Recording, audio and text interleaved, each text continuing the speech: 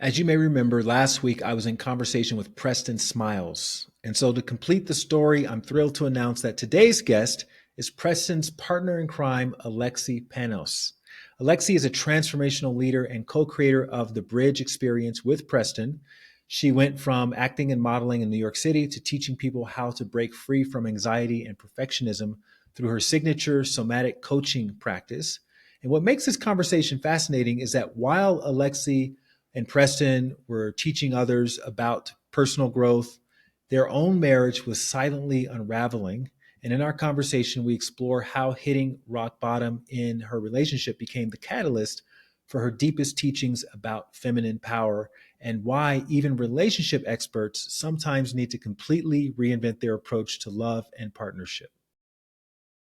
So we published Preston's episode last week, Mhm. and I thought it'd be really cool to have you on. Obviously, you all are divine. You're a divine couple, or whatever spiritual language we want to put A couple who around. has problems just like every other couple, and we call it divine and sacred because that's what it is. And I've got this guy from the Red Pill community Yeah, that's going to be coming on soon. yeah, And I like to, I love just interviewing people with a lot of different perspectives. Most of my audience is female. yeah. Um, so I'm fully expecting people to get triggered by some of the stuff that he has to say. But I feel like your perspective is going to be a great sort of anchor for the feminine perspective of whatever the real red pill people are. Have you like looked at some of these videos from the red pill I am community, very the familiar with the Andrew Tates and the documentary. Yeah, I'm not a Mhm. I'm not a fan of some of the people who have kind of come out of that world because I believe they go Yeah. to the extreme. But I think the documentary was well done because it tried to very objectively show that there's another story that we may not be as aware of. Hmm. Yeah, and a lot of guys that don't feel seen with Yeah. everything that's been happening. And I think the election, the outcome of the 2024 election also was surprising to a lot of people because they ended up settling on this theme of masculinity, and your masculinity is actually being compromised. Right. And so there's this sort of battle between the boss babe independent, we don't need no man, and then the other side, which is masculinity is the basis of civilization, and you wouldn't have anything that you enjoy now if it wasn't for all of that. So anyway, I would love to just get your thoughts on that later in the conversation. I like to start off in the beginning though, so we can even appreciate where you've come from, what Mm. your experiences have been, and how you've sort of developed your perspective over the years and decades. So let's start off talking about the earliest days of you growing up in your big Greek family, and just give us a little montage of what was going on back in those days. Is it Pennsylvania that you're from? Yeah, Erie, Pennsylvania, and very small This is a town. tiny little town, right? Tiny little Yeah. town, a steel town, by the lake, by Lake Erie. So beautiful in the summer, crazy, tons of snow in the winter. Um, but grew up in a very traditional Greek family on my dad's side. So I had, if you've seen my big fat Greek wedding, it's in a way it's like that, a more kind of modern version of that. But we had our restaurants and all the kids worked in the restaurants and I was raised essentially as a secondary mother from my grandmother, my yaya. And she, typical Greek woman, didn't work, took care of the family, didn't even drive, had to be driven everywhere from her husband, my papu. Um, just so loving, so nurturing, and so self-serving in that way, in the terms of like, my greatest gift is to serve the family, and that serves me. Hmm. Now, my mom was almost like the antithesis of that. So my mom was like this German, Swedish, American born, but very modern woman. If you think of independent, boss babe, entrepreneur, like maven, my mom's picture would be in the dictionary next to that. So I had this woman who did not fit in with my Greek family, and so much so that her and my dad got divorced very early. But I had two very different frames of what it means to be feminine. The Greek frame, You're subservient. You take care of everyone. That's your greatest gift. That's your greatest joy. Um, you know, it's all about the family. It's all about your man. It's all about everyone else. My mom, it's not about the man. Screw the man. It's about becoming your best self. It's about living your dreams. It's about actualizing that. And I saw her do that. I saw her, move to New York City and open a modeling agency and do all these things that were basically against what she should have been able to do at that time as a single mom. So it was just really interesting because, I looked up to her in so many ways, but the exterior of my Greek family kind of judged her. Oh, she's not Mm, a great mom. She's doing all this mm. stuff. Like she's got babysitters with you. Like, why? Why is she working? And so I had the slight judgment of that, but also like, wow, she's living her best life. Did this come to light later for you personally, or did you realize that as a child growing up that your mom was sort of the black sheep of the family because of this? I think I knew as a child because of the conversations we had over Mhm. the family conversations in the Greek family. I knew she was definitely not accepted. I knew she was other. But I took after her quite a bit. I also took after my father. My father is a serial entrepreneur, brilliant. Um, and I have two parents like that. So it's like, how could I not become that? So I took after that. And very quickly at a young age, I entered the entertainment industry. I went into the music industry. I was modeling. I was traveling the world, basically in my teenage years. So I was kind of following more my mom's footpath of entertainment, leaving the small town, finding bigger pastures to create and live your dream from. And so I actually left Erie and moved in with my mom when I was 15. And that really Mhm. started to shape like, this is how we do life. And I saw my mom very independent, very, she would be in relationship, but she never needed them. And Mm, so that level of like sovereignty is the way I saw it. But now I know sovereignty to be different.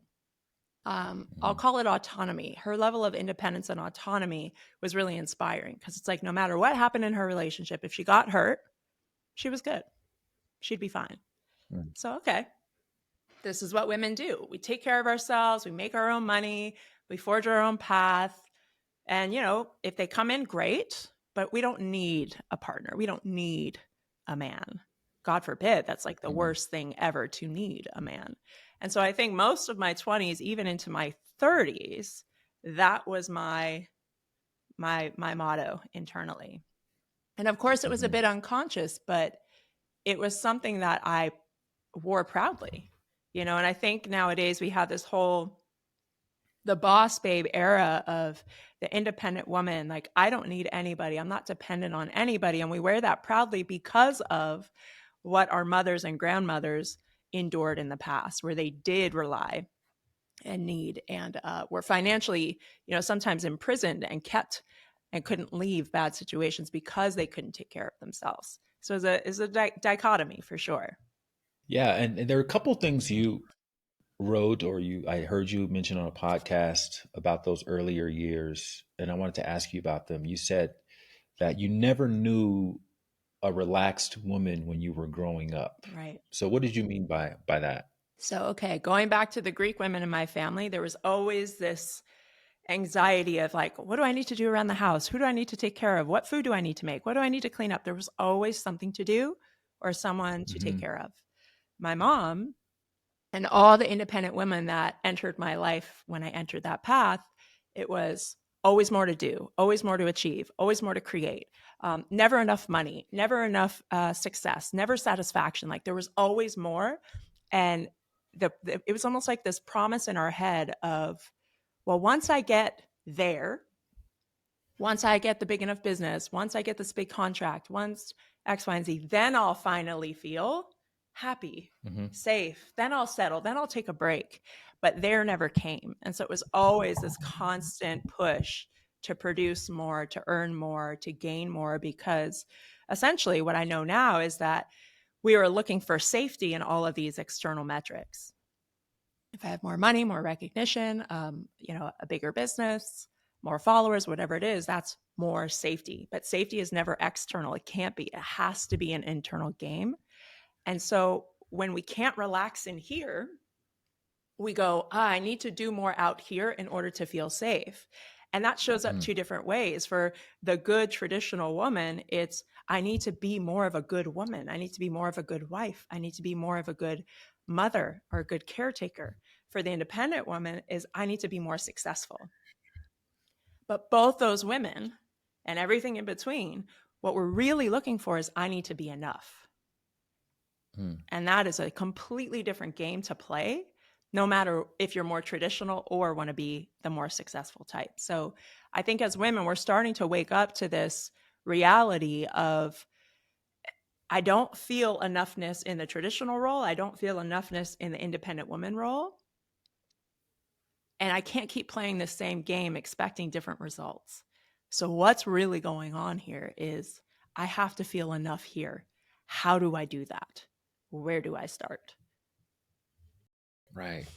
And back in those developmental years, having, watched your mom do her thing and your dad do his thing, and they're both entrepreneurs, what was your understanding of money or your relationship with money? Because obviously you had your childhood needs. I want to go get a toy, or I want to do this or that. Did your parents ever like say you have to earn it, or did they just give it to you? Did you think money grew on trees, or do you think it had to be like earned? And like how did they sort of talk to you about that? Yeah, for me, and it's funny, at the time I thought it was like child abuse, but now I love that they did it. They made me earn every single penny of it. Literally, my dad's like, if you don't like what's in our house for food and you want something else at lunch, earn your lunch money. I'd be like, what? This Hmm. is crazy. Other kids get $2 for lunch. Why can't I? He's like, you don't like the food we have, earn your own. And I love that. I got that because I know without a shadow of a doubt, I will always be good.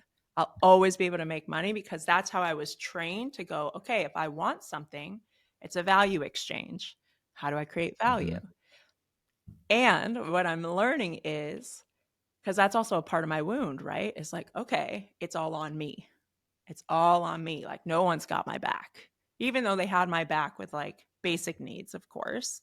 Um, Anything above and beyond that, they're like, you got it. You're good. And so I'm doing, like, now as a mom of four, like I'm doing a blend of both. Because it's funny because Preston grew up, my husband grew up slightly differently, where he always knew he'd be good. He always got all the things he wanted. I'm like, wow, like you got all that stuff for Christmas. And just completely different view and lens of the world. And we see how that shows up in our adult lives and like expectations and all the things. And so for our kids, Hmm. we're trying to weave in the beauty of, they always know that they're good and we've got them. And we can have conversations about that. And how fun is it to create value for the world and get the exchange of that to be able to do what you want in life. So it's the best of both. What were some of the ways that they inspired you to earn your money?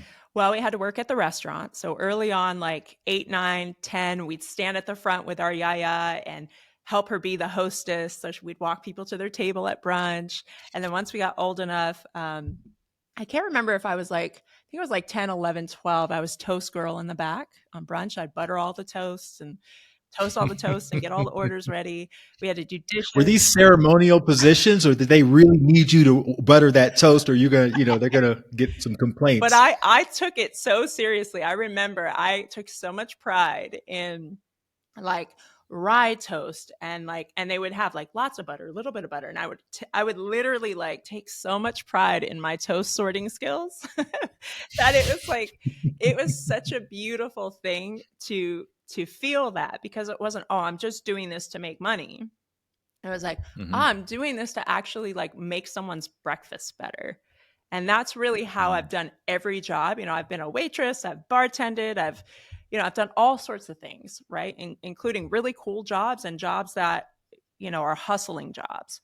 And every single job I've had, I've taken that level of pride of like, this isn't just a job. This is an invitation to make somebody's life better for the moment. Like, how can I show up in my best and make this fun? And that's been really Yeah. cool. What specifically about the restaurant business, even as a kid, right? Or just watching your family run this business, did you learn that ended up translating into some of the things that you're doing today, Mm. right? When it comes to, again, like the user experience or the importance of bringing people together, anything like that come to mind? Yeah, it's such a great question. I think everyone should work in the service industry at least once in their Mhm. life. I, everybody should be required. I want my kids to do it because it's humbling, like it's really humbling to be in that position and to also know that you have a lot of power to not just be somebody's in between for a meal, but like to have a conversation, to connect with them, to really Yeah. understand them. And, I saw my grandfather, my papu, he used to walk around from table to table to table and like really talk to each of the guests. And he had his regulars and he'd know about them and he'd ask about their kids and like, oh, how was the soccer game last weekend? And there was just a level of connection that Hmm. it wasn't about the money. It was truly about like, these are people and these people are looking for an experience. How can I show up Right. and give them a beautiful experience with their meal? And I think I have translated that into everything I do. Maybe unconsciously, I don't even think I've thought about that until now in this question. But yeah, even with bartending, like I remember I'd be bartending at like some of the like coolest nightclubs in New York City, and I'd be wanting to get into deep conversations with people like during the slow times, like at the beginning of the night and at the end of the night. I'd actually like really be curious about people and watch their behavior. And it's what actually got me into coaching because I recognized, wow, I was really good at listening to people and hearing them from a different angle that maybe somebody in their life wasn't hearing them from. And so it's just Mhm. really interesting. Yeah, I waited tables in New York City in the 90s, and I attribute that experience with my first introduction to sales, Yes. right? Like, Yes. not even consciously, but I noticed that whenever there was a special, if you just said, yeah, the special is crabs and rice and, Right. People are like, and wah wah. broccoli. Yeah. But if you said Alaskan snow crabs Yes. and, you know, 2 day old or 2 day marinated rice, and you just kind of like Yeah. fluffed it up a little bit, Yep. all of a sudden those same people will be like, yes, that's what I That want. sounds amazing. And So true. I was like, wow, just describing it more Right. actually leads to greater sales. Yeah. Yeah. And also what that brings up too is like your energy is kind of like, I'm just doing this thing, I'm reading it off. Here's my specials list. Right? Like, oh yeah, like the crab and the rice versus like being with it. Like, oh, I've seen it come out. It looks amazing. I haven't had it yet, but like look at Alaskan king crab legs. It's like you're with the experience and with the energy, or you're just kind of doing what you're supposed to do. And in all Hmm. of life, that will change your experience in everything. And it's Hmm. so simple. And also not recommending something. If someone's Yes. like, yeah, yeah, yeah, I really want the spaghetti, you go, the spaghetti's not that great tonight. Yep. And all of a sudden they trust anything else you So say true. because you were courageous enough to not, steer them towards something that was potentially really expensive, but it was going to be a great experience for I them. love that. So, So good. so yeah, I think all of those come into play when it comes to sales. Yes. You said that, or you wrote that when you were 11, you recognized that you thought differently. Hmm.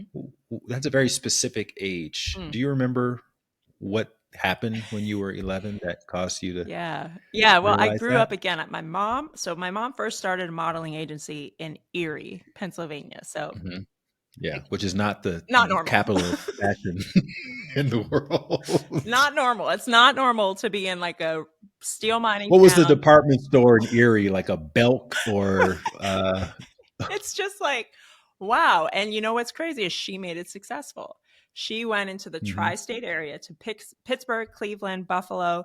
She went up to Canada, and then she had New York, and then all of, like, the southeast southern of New York, but the eastern coast from New York to Maryland. She had all those department mhm, stores. She had all those local businesses, and she was known for real people. And her whole thing was real mhm, people. So I grew up in my mom's agency as well as working at the restaurant. I was stapling resumes to headshots. I was um, folding informational bureaus for her modeling camp. I was at her modeling camp for kids and like helping co-lead that stuff. So at a young age, I was very I was in a world that was not normal. And that was Mm-hmm. starting, almost as young as like 2 was my first like modeling job. Now at 11, I start going to New York City in the summers. I start flying to Miami in the summers to work, to model. And I remember, it's funny, Preston and I were just talking about this. I remember I was kind of doing this on like the low, right? Because in Erie, it's weird to do anything that's abnormal. And I got a big job doing some department store. I can't remember which it was, Dillard's, I think. And I had like a swim. I was doing like their summer swim guide, and I was in their summer swim guide and those like newspaper pamphlets that would come out, and Mm-hmm. somebody saw it. And it was like the biggest deal ever. And I got bullied at school. I got made fun of. They had it plastered on my locker. Who do you think you are? Like, it was a whole experience that I was like, I do not fit in here. These are not my people. They do not understand my life. I don't quite understand their life.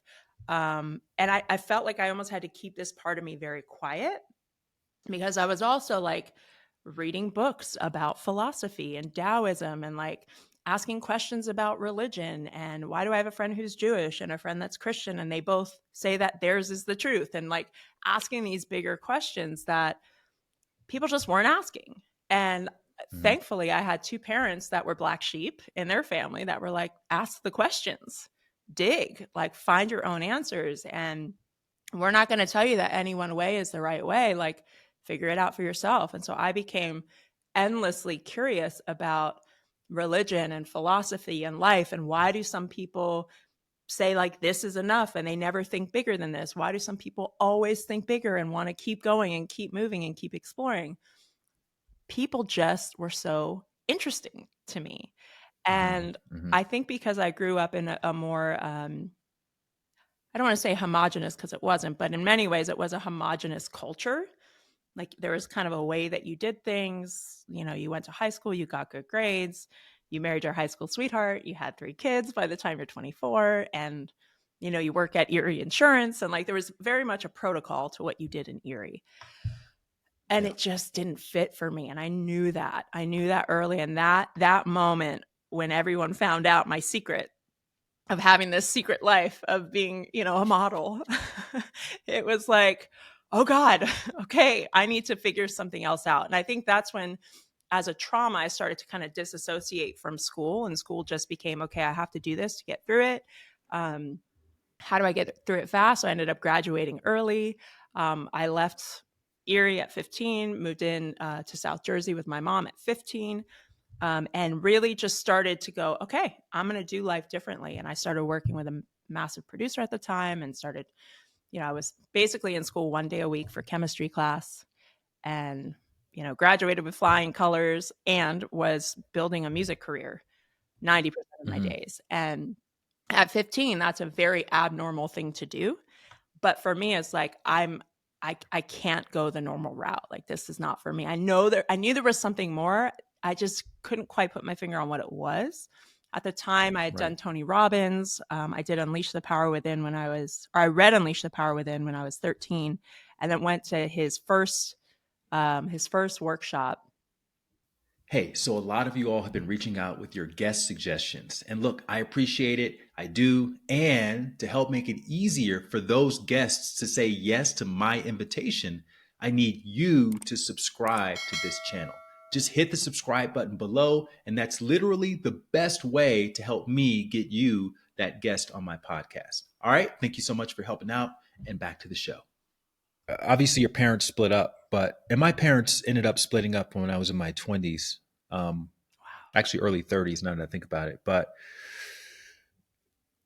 what was your understanding of relationships like when you watched your parents? Because I remember thinking, these people don't really seem like they're in love, Mhm. like they go through the motions and everything, but that's not the kind of marriage I think I would be inspired by. I said this to myself as like a 10, 11, 12-year old. Wow. And maybe that's why I'm in the situation I'm in right now. It's really hard for me to imagine, because I associate marriage with what I saw when I was growing up. Yeah. And since you and Preston have been sort of reimagining this and redefining this, and we're going to get to all that later. But what was your understanding of relationships like when you were a kid? It's interesting because I don't remember my parents together. They split when I was Mm, probably 3.5. So I have no okay. memory of them. However, the memories I have of them together, like for dropping us off and doing the co parenting thing, it was volatile. It was, my mom talking about my dad to us, my dad talking about my mom to us. And we were very much in the middle of like these two people hate each other. And we all know it. Everyone in the family knows it. It is so obvious. Everyone knows this. Um, my dad got remarried to a woman who was my stepmom for a long time. They're no longer married, and they worked together. My dad and my mom worked together. Um, my mom and her partners, because my mom married a few times as well, they never worked together. But the primary relationship I saw was my dad and my stepmom.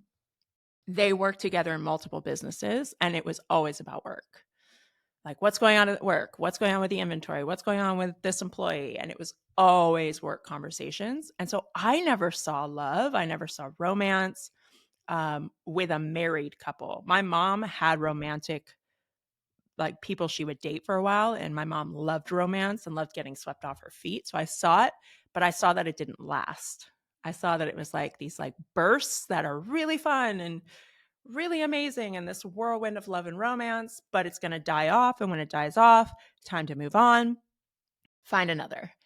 And so I have a very clear understanding that when I was young, I said, I don't think I ever want to get married because it didn't look fun.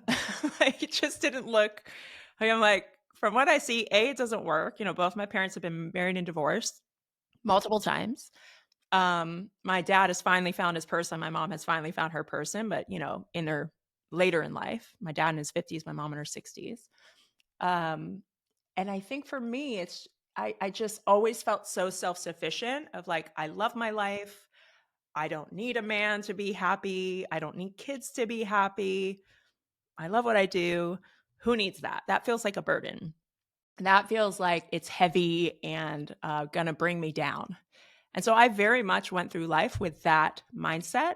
However, in my 20s, I realized very quickly, like, I actually loved being in relationship. Like, I love depth. I love partnership. I don't like to date.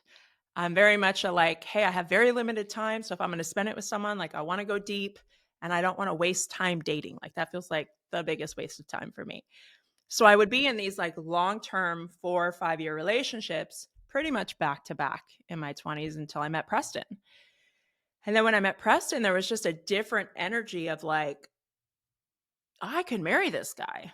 Like, he was the first guy that I felt as it pertained to spirituality and living in service and like giving his gift as a way to contribute to the world, we were equals. And I remember meeting him going, oh my gosh, I've never met a guy that's into all the same stuff I am. Like, I thought I was a weirdo. Like, all the other guys I dated would be so inspired by me. And I love how you live your life. And I love what you study. And then I remember talking to Preston and like, we read all the same books and like heavy books, like, The Science of Mind. I'm like, you've read that book? And I go to his house and I flip through just to see. And I'm like, oh, he has read it. It's highlighted. There's notes in here. Okay. He wasn't just bullshitting Can't me. trust anything guys say. You have to you have to always like verify. Well, some people are Are you like, married? Is there anyone out there who would consider you to be their husband? Is there anyone who would be upset with you sitting here right now with me? You have to ask them all these different questions to find out what the truth actually but seriously, I'm is. telling you, because so many people will be like, oh, yeah, I've read that book, or oh, yeah. And then you find out they just bought the book, but never read it. Or, it's like, Right, oh, I right, want to take the right. course, but I never took it. And I'm such a like serious investigative student that if you're a student like I am, I was like, oh, yes. All right, we can play. Like, we can do life together. Hmm. This will be fun. Hmm.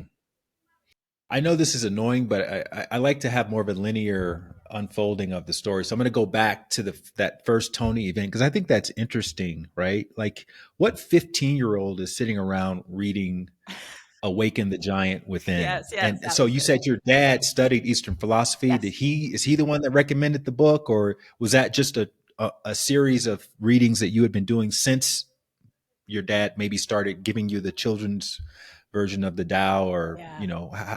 talk a little bit about how you were introduced to this spiritual work. And you mentioned your first Tony event was 16. That means you've done multiple Oh yeah. events like this, and you did landmarks. So just Yeah. kind of give us an idea of how that conscious personal development journey kind of unfolded for you. Yeah, again, I think it really started unconsciously. My mom was always into psychology, and my parents lived 8 hours apart. So when we would do joint custody, we'd have these 8-hour car drives. And, Wow. we would just listen to books on tape. And my mom would put on Marianne Williamson and Wayne Dyer and Tony Amazing. Robbins. And my mom had like the big cassette things that pulled apart, that were plastic with all the Yeah. cassettes Yeah. lined in them. And we would just pop Be in. like 12 cassettes for one book. Exactly. And we would just pop in another tape. And I remember at one point I'd be like, oh, can we just listen to Janet Jackson or Madonna, Mom? Like, can we please, like, something? But I would listen. And there were parts of me that judged it, but parts of me that are like, oh, this is interesting. So that's early on. That's like 7, 8, 9. Then at Wow. 10, 9, 10, I had a friend, one of my best friends was Christian.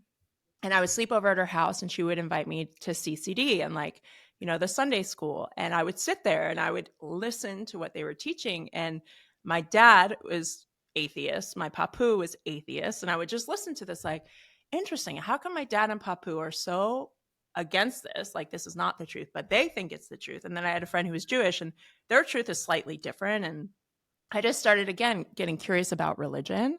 And that's where my dad said, I love that you're asking questions. Like, seek answers. And he said, you may want to start with some Eastern stuff. And my dad was into martial arts. So he started me on like Mhm. Buddhism and the Tao. And I really loved that. Now, fast forward to, I remember getting asked to read Beowulf in 8th grade. I don't know if you remember that book. And I was like, I hated those books. why? Canterbury Tales, Beowulf, Scarlet Letter. I was like, Old English Yeah. for a kid in Alabama. I'm like, what are we doing? I literally asked I thought I hated reading, but actually it was just that BS that I was not I literally enjoying. said to my teacher, I do not understand why we're reading this. This doesn't make sense to me. And I told my dad, I hate reading. I hate reading. And he's like, you don't hate Mhm. reading. You just hate what they're forcing you to read. And I was like, okay. So then I started going to the library and going, well, what would I like to read? And then I start going, well, my mom's books on tapes. So my mom has all these books at her library at home. I'm going to look at her books. And then I started doing my own. I found Rich Dad, Poor Dad early on. I just found like some really good stuff that I was like, this is so interesting. Real estate investing. Tony Robbins was a whole world with NLP and just the whole thing. Like, I went into that rabbit hole, and I went into like spirituality and ghosts, and I went into all sorts of things. I'm like, reading is the best thing ever. I can explore all these worlds with so much curiosity, and there's endless information.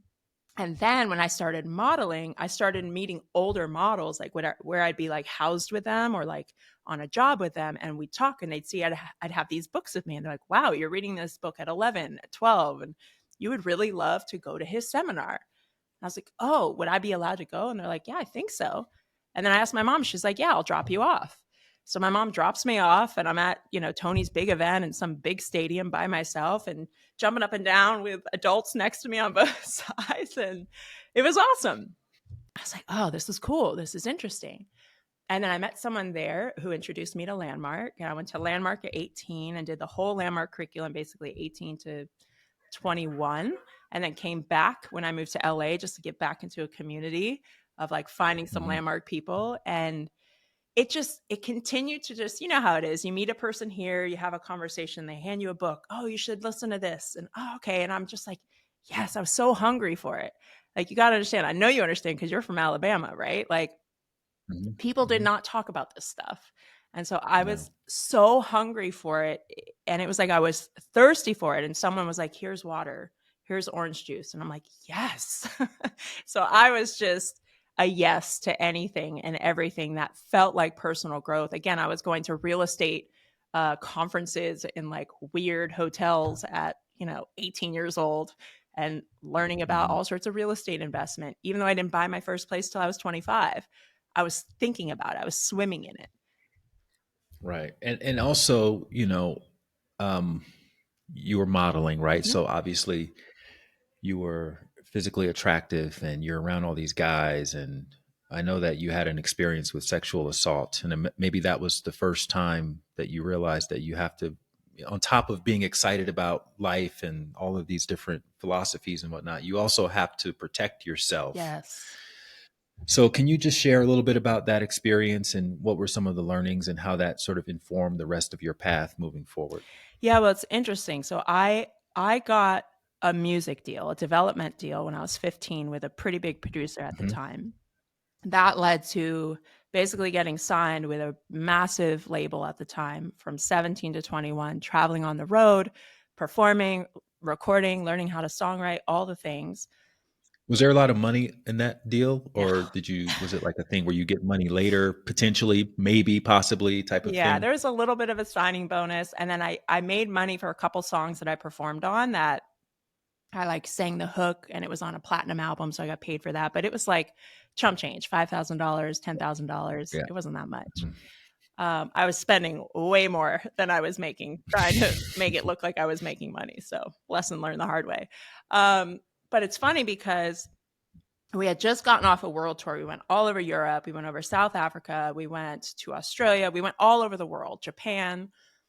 And while I was quote unquote living this dream of that you would think every kid would be like, oh my God, yes, this is amazing. What I quickly found is I was in a very predatory environment and I Mhm. was really good at like keeping it at bay.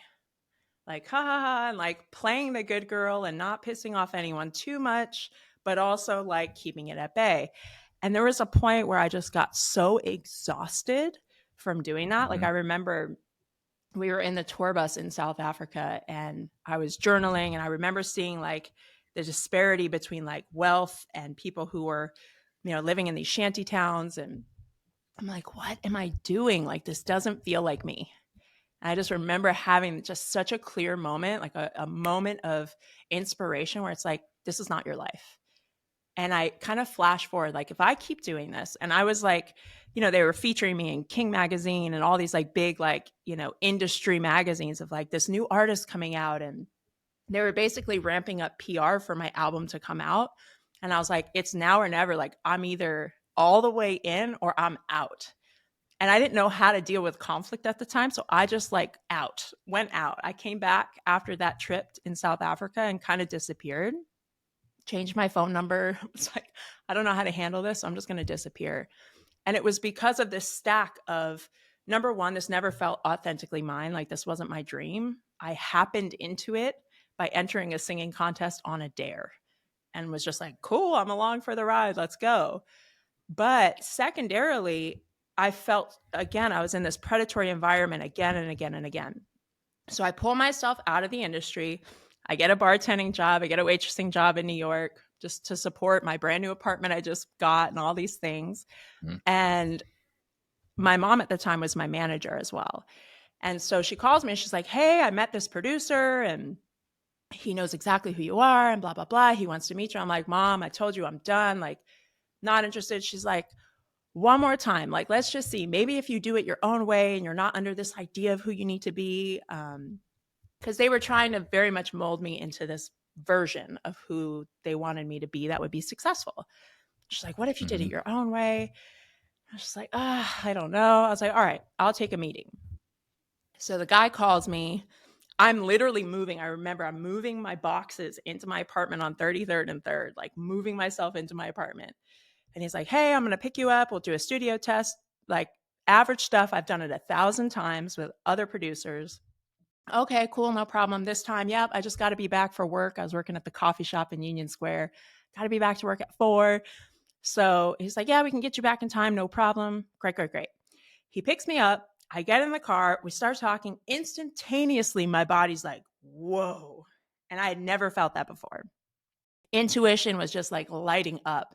And I'm like, the person that, I've been taught to be in entertainment is like, be agreeable. Don't be hard. Don't be crazy. Don't be difficult. So it's like, it's fine. It's fine. Okay, breathe. It's fine. He keeps talking. We're driving. Comes up again. Like, it's fine. It's fine. Like, it's fine. Be agreeable. Be agreeable. all of a sudden we're driving through the Midtown Tunnel. We end up in Newark, New Jersey. I am very clear that I have no idea where we're at right now. Very clear we're driving into a really bad neighborhood. And I'm like, okay, now all my survival stuff is coming on. Like, okay, what do I do?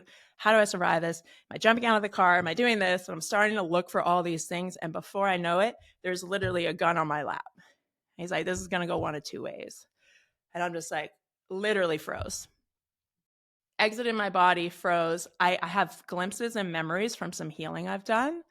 But basically, what happened was I was assaulted and taken advantage of. I was raped at gunpoint. And afterwards, he literally threw money at me and was like, find your way back. And I had to take the money that he threw at me. I think it was like $44 because I didn't have anything with me. He's like, yeah, don't bring anything. Just bring, your phone and whatever. So I take the money to find a cab, a black cab, because, that's what would drive around the city. I wave a cab down. I'm sitting in the back of the car and I'm just in shock. I'm like, okay, I have to go to work. Okay, I've got to be to work in 45 minutes. I got to get home. I had a shower. I got to get to work. And the efficient, good girl that's always on time, that doesn't like to let people down, I made it to work on time and everyone said, hey, how'd that meeting go with that producer? Yeah, everything was great. And I just went on with my life as if it never happened. And I buried it back in my subconscious, literally from 20, I think I wasn't 21 yet. I was 20 years old until 26. And I literally was like so guarded from 20 to 26. It was like you couldn't get to my heart. I was so productive. I was so successful. I was making so much money because I had to channel that energy somewhere, but I didn't want to deal with it. I didn't want to actually feel what had happened. I didn't want to feel the intensity of the guilt I felt for putting myself in that situation. And long story short, when I eventually started talking about it to an ex-partner, he was like, well, let's look him up. Like the internet was like starting to get a little more sophisticated. So we look up the name he gave us. He wasn't the person he said he was. So we think he may have been stalking me or finding me. Somehow he found my mom. He told me in this situation, I know where your mom lives. I know where you live now. Like, don't try and be a hero. And I was like, okay. So I remember going through the motions of it and thinking like, this is how I'm protecting myself and my mom. And it's like such a crazy situation to be in because it's so traumatizing. And yet it's like, I felt like there was nothing else to do. But what's interesting about the money piece that I uncovered years later is because he threw that money and I needed that money to get back into the city somehow, I told myself unconsciously, I will never take money from a man or need money from a man ever again in my life, ever. And I've never been that person. But now I definitely will not be that person. And I didn't realize that until Preston and I were dating and I was on the road and something happened with my computer, my laptop. He's like, oh, I'll just, he's like, go to wherever the closest Apple store is, I'll call in and get you a laptop. And I was like, no, absolutely not. And he was like, it's no big deal. He's like, let me do this for you. I would love to do this for you. And I literally started breaking down crying. I felt so much shame. I was like, why do I feel this way? And it all clicked for me. And it was in that moment that I was like, oh, I got it. And I told Preston and he was like, wow, like, thank you for letting me do this for you. I get how big this is. I still have an issue getting help financially from anyone or even having someone buy something for me. It's still a thing, but it's a trigger I'm learning how to be with and work through and go, okay, I can accept this. I can accept this. This doesn't mean anything about me. I can accept this, but it's something that still comes up. I'm so glad you brought this up and talked about it in such great detail because I think a lot of, obviously we're seeing a lot of situations, these days where women come out years later and, men especially go, why did you wait so long? Oh, it must not have really happened. Right. But you've been on the other side of that I so get and it. the psychology behind the trauma and the shock of it all. Yeah. I don't think a lot of guys can even relate to, Yeah. to being victimized in that way and how that can affect you It's psychologically. it's wild. And like I understand, like I remember when the Me Too movement came out, I was like, where's the music industry? Like, where is the music industry on this? And now it's starting to come out with everything with Puff and all that stuff. Like, to me, the music industry was one of the most predatory environments ever. And Mhm. I so get why so many people stayed quiet. Number one, because it was something that was so normalized. Number two, these powerful men were very protected and very safeguarded in terms of Yeah. everybody knew what was happening, but nobody talked about it. And number three, when you have these positions of power and these younger women who are wanting to get into these roles, they feel at a loss. And so there's just it's so complex. And again, when it happens, you never know until it happens to you, but it is for so many women that I've worked with and for myself. There's just such an overwhelming feeling of freeze that you're like, shit, I thought I would fight harder or fight back, but you freeze. And when you freeze, there's shame that comes along with that. There's all sorts of stuff. You blame yourself. You think about everything leading up to that. Well, why would I do that? Why would I do that? And then you don't want to talk about it because it's so shame inducing, not just the act itself, but the fact that you didn't catch it sooner and do something about it. Mhm. So it's very Mhm. complex. So while this is all playing out in your psyche, you said you're making a lot of money. You bought a house. Mm-hmm. You're making a name for yourself, so you never have to rely on anyone else. And then I know there's so much that happens in a lifetime, so obviously we can't get to all of it. But at some point, you started hiring mentors and joining communities Yeah. because you recognize that you can't see your own blind spots Yeah. and you can't intellectualize your way into growth. It has to be something that gets sort of pulled out of you Yeah. and maybe even called out, and maybe you get called forth Yeah. in certain ways. So how did you know what was going on around you? Because you did mention that you saw you were hanging out with people with all the money in the world and they were miserable. Yeah. Was that the impetus for you not wanting to be in that situation and deciding, okay, I need help. I want to enlist the help of people who may be fulfilled in ways that I'm not, to help me get there. So just talk a little bit about that moment, that inflection point for you. Yeah, well, again, I was always into the work. So I was always reading, I was always taking courses, I was always like trying to find more information, but it was very Mhm. intellectual for me for a long time. And it wasn't until 26 when I had started a nonprofit after I left the music industry with one of my best friends. And Right. we were going overseas to Tanzania and doing clean water work and sustainable development and working with women and kids. And it's amazing. We still do it. So, since Mhm. 2005, going strong. But I remember at the time at 26, we had just installed a well in this community. And this woman, Zamda, was like talking to us in her native tongue, which is a dialect of Swahili. And she's holding our hands and tears are in her eyes. And intellectually, I'm like, oh, she's so grateful for this. I'm like, oh, isn't this awesome? Like I felt proud of what we were able to do. But then I looked at my partner who is, very emotional and very connected with her heart. And I started judging her because she was like crying with her. And I was like, oh, there's T getting all emotional about this. Like, we don't have to get emotional about it. And I found myself judging her and like rolling my eyes kind of secretly underneath it.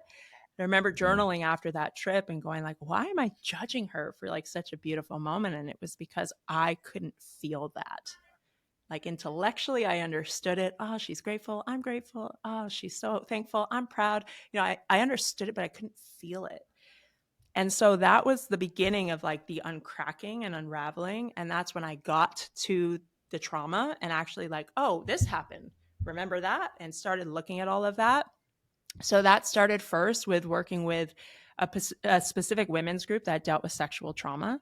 And it was like a Mhm. circle of women that we would get together and talk about what happened. And I realized how shut down I was. And so that was the first time where I felt like it was okay to not have the answer, where it was okay to like be a beginner. And I was such a like brand new baby in this world of feeling that it felt so awkward. It's like, oh, I'm learning how to walk. I actually don't know how to Right. feel. I don't know how to feel responsibly. I don't know how to name emotions. Like there was just this whole world. And even though I'd done all this work in personal development, it was about developing the Right. person, the persona, the identity, the bolstering Mhm. my success and my ego and becoming really And it's very successful. masculine, the rah rah, the Tony Robbins Yes. events and stuff. There's no like, It was awesome. And I yeah. lacked an entirely different skill set that I had to go and Mhm. find. And that's when I started to get like, oh, wow, there's a lot here that I'm actually not aware of in myself. And that women's group opened up so much for me, and actually is the thing that got me into wanting to coach. And so at 27, NYU offered like a certification life coaching program. And that's when I signed up for that and was like, I'm going to learn how to do this.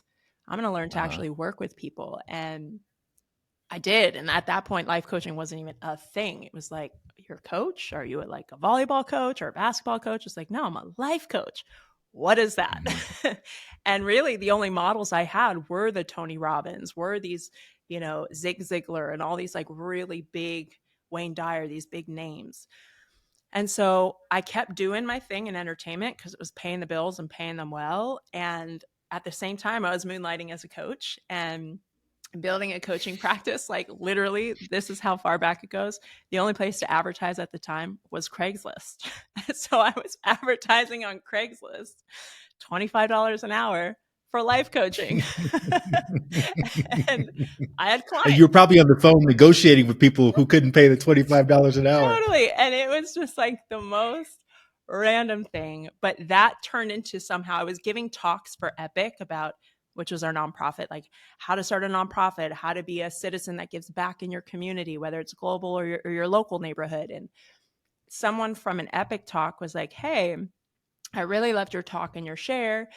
Can you talk at this business conference? And then that's when I started getting Mhm. introduced into these different worlds. And my talks, I realized, oh, I could start becoming more vulnerable in my talks, especially at business conferences where people aren't getting vulnerable. And so I start sharing a bit of my story and my trauma that I went through. And I'd have people come up to me afterwards, and women and men sharing their stories with me about sexual assault. And I'm like, wow, okay, this is really powerful. Then YouTube came out and I was hosting at the time, like doing television. I was like, wow, I'm going to kind of reprint my talent in hosting and production and just make cool videos about, living your best life and spirituality and these large concepts made simple and philosophy. And Preston and I were traveling around the world. So I was finding cool locations. I'm like, oh, I found this waterfall. We can hike 2 hours to, and we could shoot a video there. And we're shooting each other and passing the camera back and forth and posting it on Facebook and YouTube. And that's kind of the impetus to what blew up our brand as we know it now. Was really started from like blending all of our loves of like travel and discovery and ideas and film and TV and pulling it all together and going, we're going to make a 2-minute video that's really entertaining, but is also going to make you think and then make it Mhm. awesome to watch. And people started sharing it, and book deals came from that and all these other things. So it's been a ride. Let's double click on your meeting with Preston, because he told the story of he's on a date and Yes. Yes. and he's gets the feeling right away, this is not my person, Yeah. but I'll go to this theater or whatever it was Yeah. anyway. And you were sitting there on a date with someone else or whatever. So from your perspective, right? Um, in the months or years or however far back you want to start leading up to that moment, because I'm sure you were not lacking in choices Was not. I in your was life, not. and guys coming out of the woodwork wanting to be with you. I'm not sure where you were in terms of, did you believe in a person or a soulmate or destiny or anything like that, for yourself as you were going through all the different life experiences in terms of relationships, and what were you thinking when you first laid eyes on Preston, if anything? Yeah. Because I know both of you. I've been to your wedding and all that stuff, Yep. and to me, you seem like a perfect match. But obviously, there's some challenges, which we'll get to in a moment. Yeah. But Yeah. yeah, just talk about the introduction. Well, I don't know if he mentioned this, but we were first introduced through a friend because I was in Hmm. London. And I'll backtrack a little. A year prior, I was living in New York, just bought my condo in New York, just refurnished it, like redid everything. It's like, I am never leaving New York. New York's the best city in the world. Who would ever leave here? I am here, landed, right? I'm like, yes. Then in a meditation, I get such a clear, crazy, intuitive hit. Go to LA. And as a New Yorker, for any of you who know, New Yorkers kind of have a thing against LA where we're like, LA? Really? Gross. But Hmm. okay, Hmm. I'll go. And so I go, and I only had one friend out there at the time. So I stay with my friend. She shows me around. I spend the weekend there. I was like, okay, like everything felt really good. Everything felt like a yes. I come back to my apartment in New York and everything is like, why are you here? Why are you in New York? You're not supposed to be here. Like everything that I used to love about New York was now bothering me. And it was like, I Mhm. couldn't turn it off. So I was like, you know what? I'm going to go spend a week in LA and let's just see. So I spent a week in LA and now it's clear I got to move. So I literally fly back to New York, pack up all my stuff, take it to LA, move in with a friend of mine, a male friend that I used to bartend with back in New York, who's like my brother, and he's got a spare room.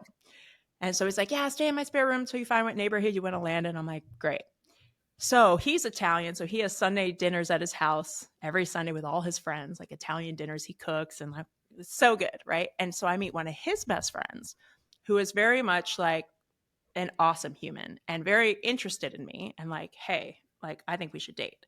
And I just gotten out of a 4-year relationship. I was like, I think I need to be single for one time in my young adult life. I'm going to be single for a year. So him and I were just friends. And all my friends are like, girl, you're crazy.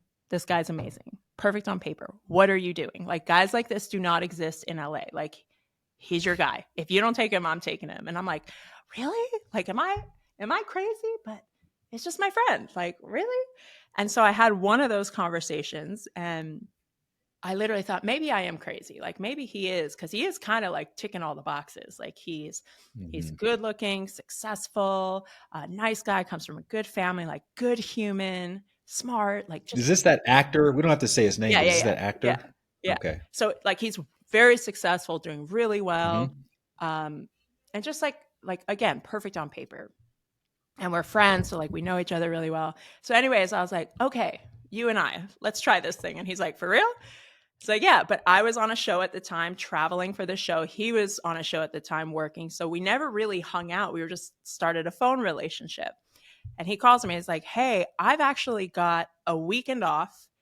I planned a boys' trip to London, but I want you to come because it's our first weekend we both have off together. Meanwhile, I just want to like stay at home and do laundry and read a book, right? It's my first weekend off. But I get the clear hit, go to London. I get to London. He's supposed to meet me, but I get a text. Hey, we shot. Our shot went late, but my friends are picking you up at the airport. His one friend was the college roommate of Preston, and I spent all day with this Wow. guy. Yeah, all day with this guy and Wow. this other friend, and we had the best time. And he's like, at the end of the day, he's like, man. You're like the female version of this dude I went to college with. Like, I got to put you guys in a message because it's blowing my mind. P was doing the love mob. This was the actor's friend who Yes. did this? Yes. I know. What the fuck It's a was he little thinking? it's a little complicated. But Okay. he puts us in a Facebook message and was basically like, "Hey, you two should work together. Like she's dating my friend. I met her in London. Preston thinks I live in London. He looks me up. Wow. He sees I'm doing Epic and all this stuff with coaching, and I see he's doing the Love Mob, and it's like, okay, yeah, cool. I never get back to him because that's just very on You brand for ghosted me. him. Very on brand for me. Okay. Still to this day, I'm not on my phone a lot. And we end up, he ends up going on this blind date on a Friday night to the Electric Factory in Venice. My friend, who you know, Felicia, calls me and she's like, hey, I've got tickets tonight, Friday night. I had tickets Saturday Mhm. night. She goes, can you switch with me? Because I have a call back. And I'm like, oh shit, Wow. I got to leave now. And I'm never late for anything. I'm 10 minutes early is on time. So I'm like, I got to leave now or I'm going to be late. So anyway, I go with my friend. We get there. We're late. We show up late. The thing's oversold. We get there and they build a row in the front for us, sit us down. And like 3 seconds later, Preston and his blind date come in and sit right next to us. Now, I didn't know, but Preston knew. And Preston looks over and is like, oh my gosh, that's my wife. That's why all this stuff happened. And for me, I'm just like, oh yeah, Vince's friend from London. Like, good to see you, work. In my mind, work. Like, we're working together. That's it. I'm single, kind of dating my friend here, but he very much knows I don't want a commitment. Like, I'm just focused Mhm. on me, building my life. After the show is over, Preston comes up to me and he's like, would you want to go out on this date and we can like talk about work? It was just so awkward. I'm like, yeah, okay. Well, I'm traveling for the next week. When I'm back, let's meet up. Now, prior to this meetup, which again I thought was for work, he thought it was a date. Um, I had all these little signs of like these hearts, like these crazy hearts that I took pictures of. Like there was a heart in the bubbles of my black coffee that looked like this, a meeting prior to the Mm. meeting with Preston. After Preston and I met, which was like this 3 hour long walk on Larchmont, we're talking about everything. I'm starting to realize in that moment, like I've never met a guy like this. I asked him his vision.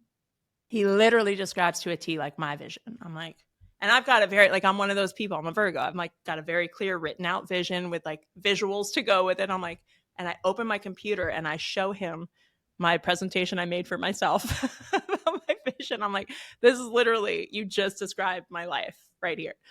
Mm. And we very quickly had this moment of synergy of like, oh, you're different. Like, you're different. But again, I told myself I'm going to be single for a year. I was about 10 months into that. And I'm dating this other guy who very much knows that like I'm open and I don't want commitment. And him and I, Preston and I, were just friends. So we're hanging out almost every day. Like we're going to Marion Williamson, we're going to Agape, we're going to like vegan cafes, we're going to libraries and bookstores, and we're just like watching documentaries, like just stuff that I've never done with a dude before. It's always been like me and my like nerdy spiritual friends, right? But I'm doing it with a dude. He never made a move. He never indicated that he was romantically attracted to you. Never. And Really? like I could tell, right? Like the energy was so strong and so palpable, but I was very clear about like I'm not looking for anything at all. Mm. And I want to Wow. be friends. The only person I'm kind of dating is this guy, but I'm not a full yes. Okay. And I told this guy, like, oh, I've met this guy friend. He's awesome. We're into all the same stuff. We're hanging out. And he's like, okay. I was like, we're not doing anything. And he's like, it's cool. You're free. We're not like, it's good. I was like, I'm just going to be honest about everything. Like, I was just like, very much like, whatever, this is me. And so it became pretty clear to me, like, probably about 15 days in of hanging out every day. But there was a one day in particular where this guy had a big premiere. And it was like a big Mhm. film that he had done. It was like a big premiere. And I was supposed to like go to the event with him as his date on the red carpet, which is, a pretty big deal because it's like publicity and press and all the things. Mhm. And Preston the night before is like, hey, I'm doing this speech at this college. Meanwhile, it's like a community college, somewhere in Pasadena. And he's like, would you want to come? And I'm like, I actually really want to go. And so I tell this guy, I'm like, hey, I want to go to my friend's speech. It's his first speech. It's a big deal. And he was like, okay. I was like, I just want to support him. So I go and I park my car in LA. A mutual friend of Preston and mine drives us up there. We go to support Preston. He's speaking on stage. There's like 10 people in the crowd, and we're like cheering him on. And I'm watching him. I'm like, wow, like this is what the other guy was missing, is like it's that intangible thing of like his passion, his zest, Mm. his care, his willingness to go out on a ledge. Like there's 10 people in this audience. He's in this big theater and he is giving it everything. And I'm like, yes, like I saw it. Like, yes, he just moved back in with his mom. Yes, he had no business. Like he was Or broke. money, right? Like Yeah. $40 or something Like like that? broke, right? But like on paper, Teaching surfing? yeah, he was teaching surfing. Like on paper did not make sense. Like anyone would be like, Mm. what are you doing? Absolutely And the other guy's like, "Come to my premiere. I'm about to be huge." right. And I'm like, right. But I saw that he so believed in himself. It wasn't even belief. He knew what he was here to Mm. do. He knew without a shadow of a doubt, like, this is what I'm here for. I just don't know how yet. And I'm like, I am so good with the how. Like my entire life, I've built businesses. I've, been successful. I've strategized. Like I can help with the how. And so very quickly after that moment, he gets off stage. And again, the energy is like thick. You could cut it with a knife. And he was like, hey, can I drive you back to your car in LA? And it's like an hour drive. And we're talking. And all of a sudden he gets really quiet and he pulls up to my car back in LA. And he's like, listen, I'm really clear on what this is. And it's clear that you're not. And so I'm taking my name out of the hat because this is too Mm. painful for me otherwise. And I was like, okay. And I just said, okay. And then I left. I got my car. And apparently he went with our other friend, Chris, and was like, I just let her go. Like the woman of my dreams. Like I just let her go. What am I doing? But that for me was so like his certainty was so powerful and palpable that I was like, okay, yeah. And I just knew, I'm like, yes. And I think I was resisting it because I knew what it was. And again, the little girl in me that's like, I'm never getting married. I didn't want to say yes to it because I could feel it. Like I could feel our lifetime together. I could feel our kids. I could feel all of it. And it felt like a lot. And it was really scary for me. And I think when he said that, it hit me like the gravity of that choice. And also I knew I didn't want to lose it. And so I The free trial was over. You had to either buy or you had to keep shopping. that's right. Like I had to put my credit card down, like, all right, let's go. But I literally went That back home and called up the guy I was dating at the time, called up, there were like a couple other peripheral people that were in the wings, like coming back, like old people I used to date, like, hey, I miss us, like all like the peripheral people. They all come back right before you're about to lock it in. And so they were all there. I Mhm. closed all those doors, called Preston, was like, hey, can I come over? And we have been together ever since that night. Mm, So it's mm, wild. mm, mm. Did the actor guy fight for you? Did he like, or was he too cool for school? Like, yeah, you're missing out and whatever, whatever, It and was have a interesting. good What life. happened, it was so interesting because we tried to like meet up to talk about it. And it was like, of course, divine and fate. And we were in his car at the time, parked trying to talk about it, like on the side of a street in LA. And this girl comes up to his car and was like, hey, like she says his name. And then you could tell there was like something going on, right? And it was like you could tell there was some unfinished business there where I was literally like, okay, well, it's clear you've got some stuff that needs to be sorted. I've got some stuff that's come up. So, like, best we just leave it here. And he was kind of like, what? No, no, that wasn't a thing. And I'm like, it's all good. Like, I think I kind of copped out a little bit on that, but I took it and I ran with that opportunity because I was like, okay, well, there it is.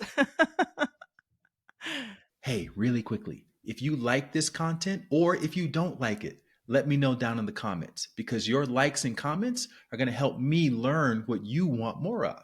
And then that way, I can keep bringing you the good stuff. All right. Thanks so much for your feedback and back to the show.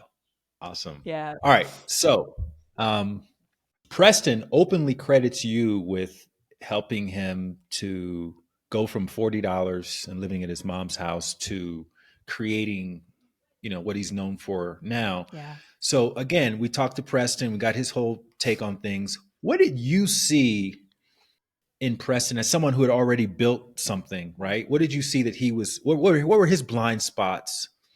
And what did you suggest that he could do more of or better that ended up helping him get momentum when it comes to manifesting abundance?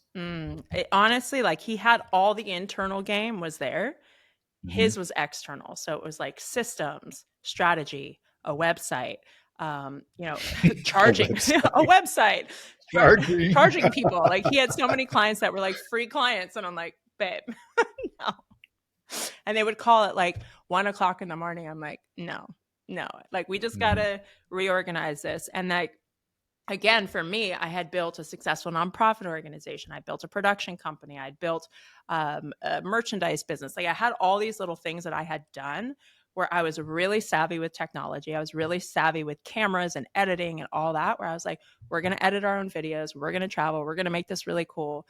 I had done location scouting. I knew how to produce. I knew how to edit. I'm like, we're going to do this. And Mm. it became all about like just getting it front facing out and then having a back end system to be able to capture the attention that we have and turn it into something. So we launched a program together. I remember this. We launched the Bridge Method, which was an online digital course on Easter weekend, which is like, you're not supposed to do it on a holiday weekend, but we launched on Mhm. Easter weekend. I was traveling back home to Erie and we get off the plane and we check our PayPal account. And within 2 hours of launching it, we made $90,000. And it was like, we like looked, and that was like the most him and I had ever made off of our own stuff. That like was like Mhm. In 2 hours, especially. in 2 hours. And like it wasn't like a job, it wasn't a business where we were offering it was like people love our ideas and they want a methodology to be able to do that in their own life. And my Virgo brain is really good at like content and curriculum. And so we whip up this amazing 12-week program and I think we had like 60 people in our first cohort. And Mhm. I mean, it was shocking. I remember having a conversation with my uncle in Erie who owned restaurants and an ice rink and all this stuff. And online business was kind of like a little weird back then, where it's like, oh, this is Mhm. bullshit and, whatever. And we said, well, we just launched this before we got on the plane and we landed. And he's like, no way. I opened the PayPal and he was in shock. He's like, wait, what's your overhead on that? And I was like, well, it's just time and energy. And he was like, what? And it was this whole conversation where his shock kind of like, reverberated onto us. And we're like, oh, yeah, this is a really big deal. you know? And so it was from that point on that a bar was set where it's like anything is possible. This internet landscape is so vast. There's so much opportunity here. And we were ahead of the curve. This was before coaches were coaches. This was before Instagram and Facebook were really used for anything other than like connecting with college friends.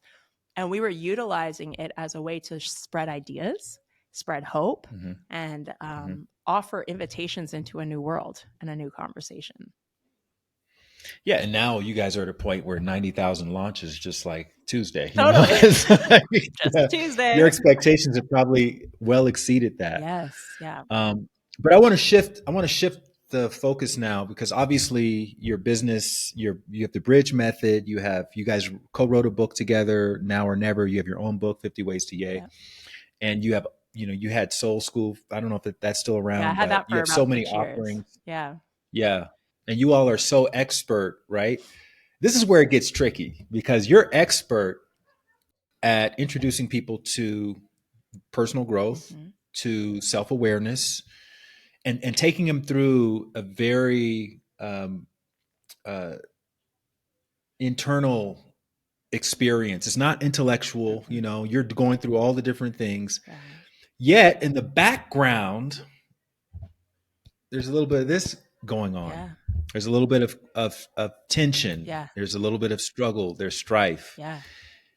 And you have access to all the best relationship coaches and whatnot. So let's talk a little bit about what happens when the honeymoon period wears off Oh, that and time? shit gets real in the relationship and there are kids involved and somebody floats the idea of maybe we should split up, but we're helping other people come together. Like, well, that's crazy. It's like fucking meta, It it's crazy. is. It is. And I think that part of it, I think, was the hardest for me.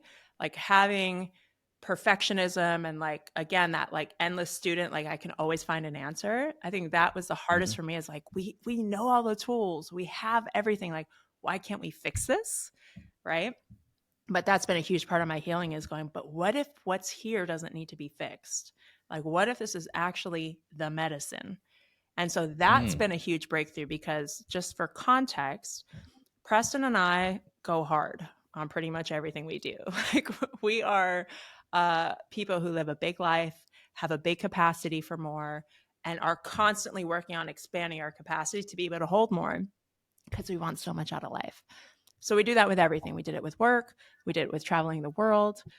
We did it when we started having kids. We had 4 kids in 4 years, back to back. During COVID, as a part of it, having twins during COVID, moving California to Texas, like moving state, buying and building up our real estate portfolio, buying 5 houses, rental properties in a year, launching 2 new businesses in that same year, buying another house, renovating that house, which I was doing all the project management and design for, also while raising these children and like raising business and raising life, right? Raising ourselves in life. So we found ourselves like always in it, in terms of like we always had a project that needed our attention. The kids were going through, sleep things, or the kids are sick. Like there was always something to handle. Now, Mhm. flashback to the good Greek woman and the independent woman is very good at always having something to handle. So, in a way, I was thriving, of always feeling needed. Oh, I'm so needed as a mom. I'm so needed as a businesswoman, like crushing it. I'm so needed. I'm so useful. Look how useful I am. If I'm useful, I'm safe. If I'm useful, I'm loved. So, I was just so useful.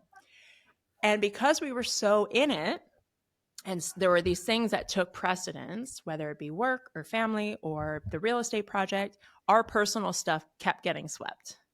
Oh, we'll get to it. That's fine. We'll deal with it. Oh, we shouldn't do couples therapy this week because we have so much going on and that feels like a lot. So let's just, and for years, we just would sweep.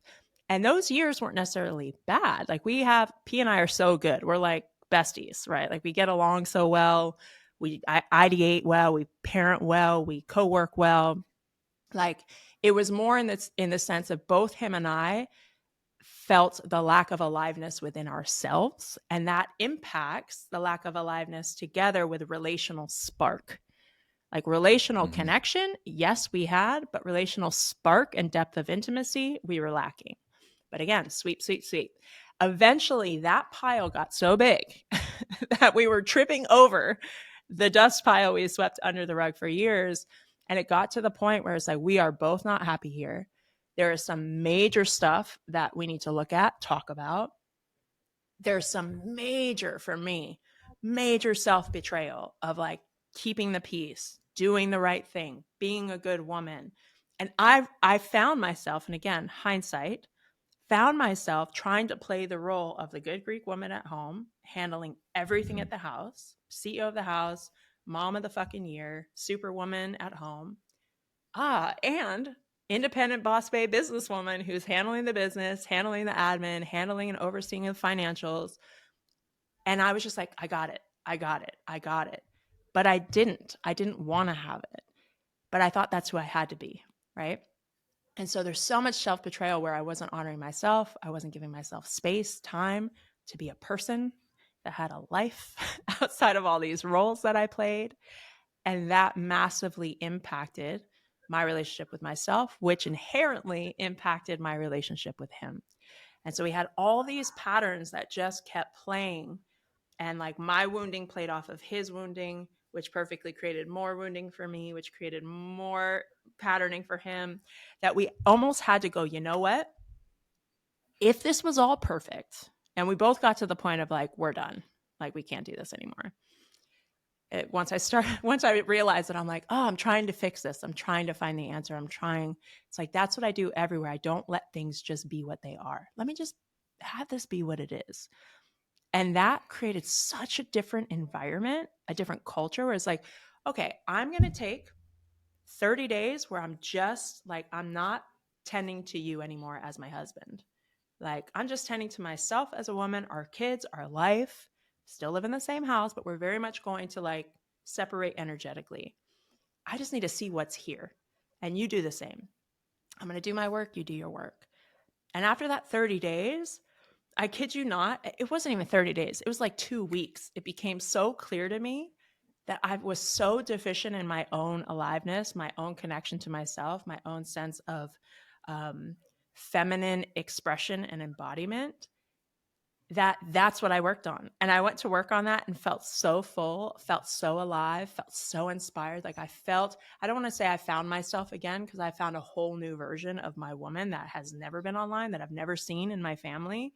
It's like, I feel like I have found the sovereign expression of my essence that's always been there, but was convoluted under all these patterns. And from that woman, I could see his man differently. And he did his own work and found his man differently. And we came back together and said, okay, the relationship, the way it's been working is so good in so many ways, but the ways in which it's not has to go. And so we actually ended our relationship, went to Burning Man, buried our rings from our first wedding, and said, this marriage is done. And we have now moved on to our second marriage. New rings, new commitment. We're going to have a new ceremony as well, because we recognize we're completely different people, and we had to evolve the arrangement, the agreement, the partnership of our marriage to match who we've become through all this change, through all this growth, through all this evolution. And we actually chose back in. And that's really powerful, because I think instead of just like trying to make an old thing work and like, fit ourselves into a paradigm of like, hey, what if I do this? If I bend over backwards this way, will that make it work? Well, what if I do this? Will that make it work?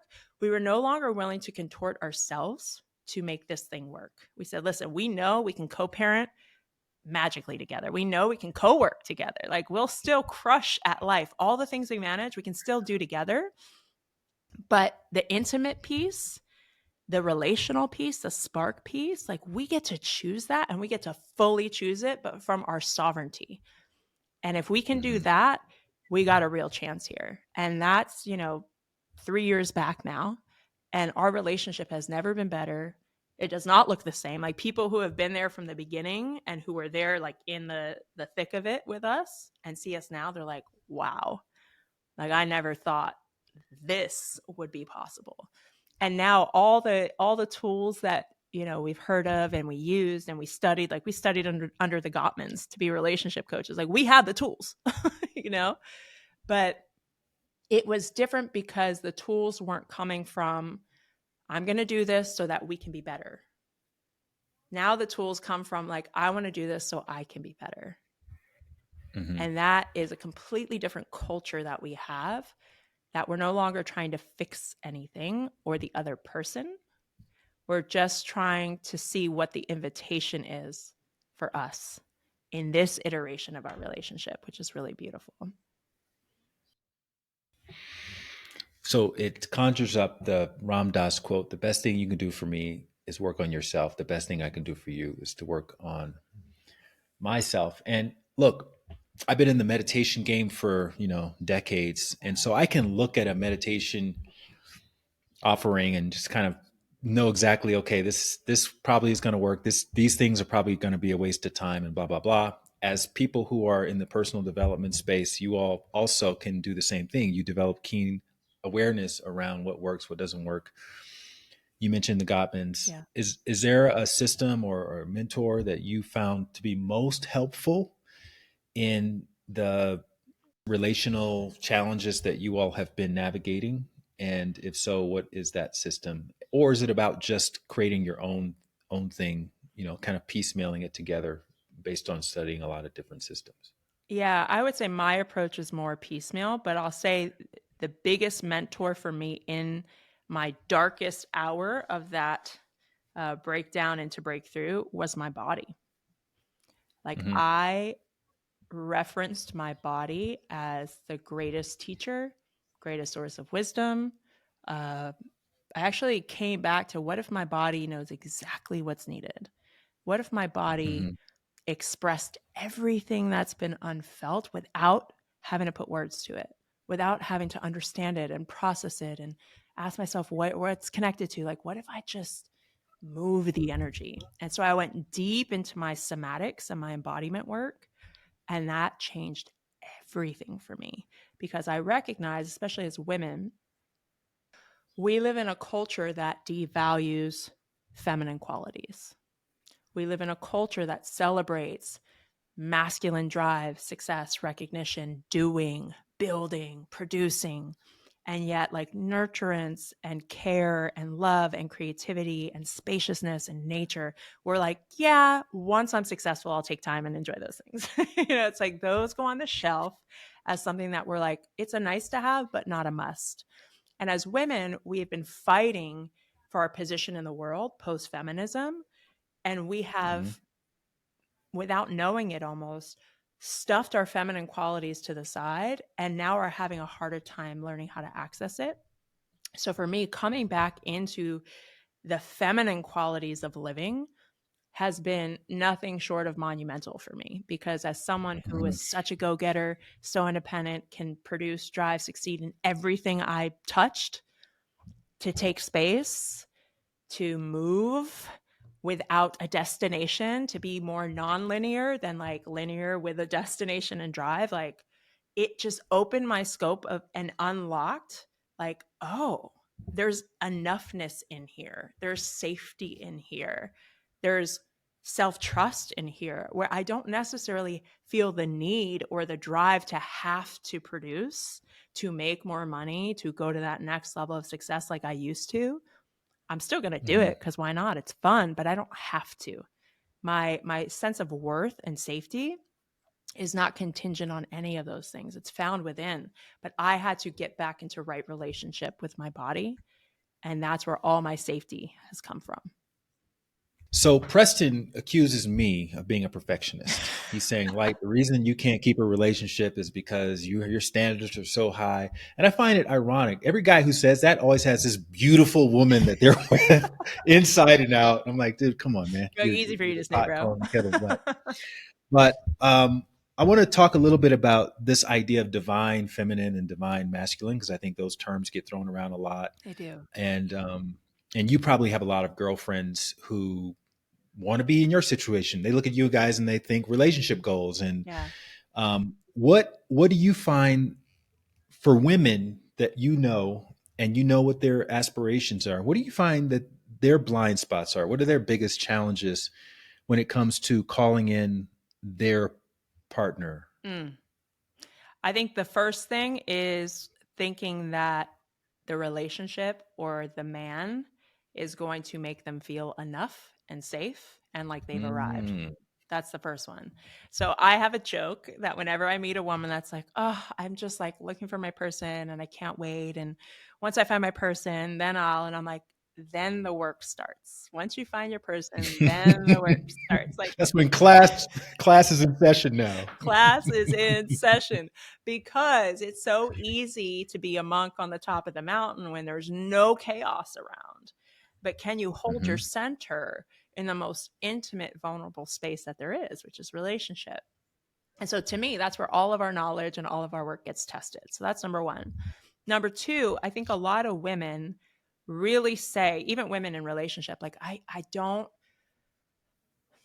feel met by my man, right? Like he's just like he's amazing, but like emotionally, and I challenge that. It's not true in every case, but I find with a lot of the women I work with and a lot of the couples I work with, I find that when a woman's saying that, there's usually an undertone of if she really had what she's asking for, she wouldn't be able to hold it.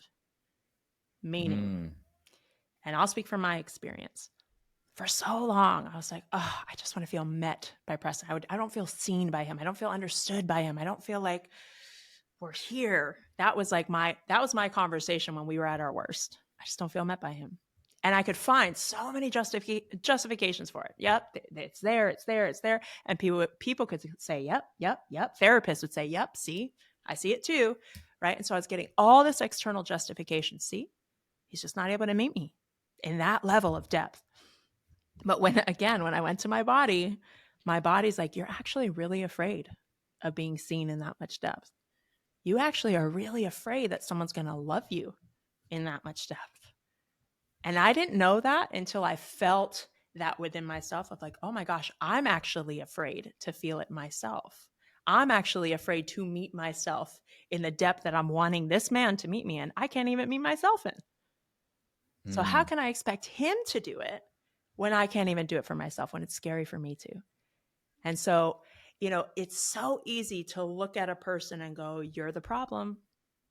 It's this deficit. It's this not enoughness. But really, we have to ask ourselves, am I the space for it? Right? Leadership. I had a whole thing like P leads in the world, no problem. He's like, he'll say one thing, people will follow him to the ends of the earth. But at home, I'm like, man, I wish he would lead more with the housework. I wish he would lead more with the kids and like all this stuff that I'm like, I'm holding everything. And then, when I got honest, look at my martyr. Look at my martyr that wants to do all these things so that I'm useful and needed, wants to do it all so that if I hold it all, if I'm superwoman at home and in business, no one will ever leave Mhm. me because I'm so needed. And so that Mm. woman that got her safety met from doing it all and being it all and trying to be superwoman in every facet of my life also was so angry and resentful. I pointed it at him and said, it's your fault because you're not doing, but there was no space for him to do. I was resentful really at myself because I wasn't willing to let go of this role that created so much validation for myself, so much worth for myself, so much enoughness and safety for myself. That if I actually like let go of all these things that I've identified as my safety nets, who am I now? Would he love me if I didn't do all these things? Would I be enough if I didn't do it all in work? And those were questions I had to like actually sit in the discomfort of and grapple with in real time. And so I took like a major break from social media. I was gone for like 2 years. I just like let go of all these identifiers that felt really important to me at one point. I was like, okay, so who am I without this? I let go of soul school. Who am I without this? That was like my moneymaker. That was the thing where I had my community and my people. And I just let go. I let go of my podcast. I was like, who am I without this? And really just sunk into like, who am I in life without any identifiers? And like, it's a very mystical place to sit in, but it was so powerful for me because I actually found myself in the nothingness and then brought myself into the everything and said, okay, now I'm just going to bring myself everywhere and like be attuned to that and be aligned to that. So I think women, again, like if we're resentful anywhere in our lives, resentment is a byproduct of self-betrayal. It's where we're not honoring ourselves, where we're not taking care of ourselves. And yes, it's easy to look at the people in our lives and go, well, it's your fault, but we're not making room for any other possibility. And so I think, we hear it all the time in personal development. It's like, take radical responsibility. And we're like, yeah, I get that. I am. But we got to get really honest and really, detailed in that conversation of radical responsibility. Not that everything's your fault, but like, how are you co-creating the culture in your relationship or lack thereof that is giving you the results that you have? And, we're at the center point of every relationship we have. We're at the center point of every conflict we have. And we can't change other people. We can't control them, but we can change ourselves. So to me, that's a really powerful place to sit in. And it can be really sticky as well to take a look in the mirror and go, oh shit. Okay, I see it now. I see it now. So that part at the end, look at the mirror and see it, because from my own experience, being someone who's been in the work themselves for decades, literally, right? But I'm dating women who are typically younger than I am. Yeah. One of the temptations is to point that out in the other person. Yes. This is your problem. This is what you're not doing. This is what you're not seeing. Yeah. That's the worst way Worst. to inspire somebody to want to step up and own their The experience. worst. So how do you how do couples do that? Like, where do you find that? Yeah. When you're with a conscious person, someone who's also familiar with the terms and the taking self accountability and all this stuff, like how have you guys been able to create that space for one another to arrive at those realizations and conclusions I think the greatest, while you're raising kids right, and managing houses and doing all the all the things? things.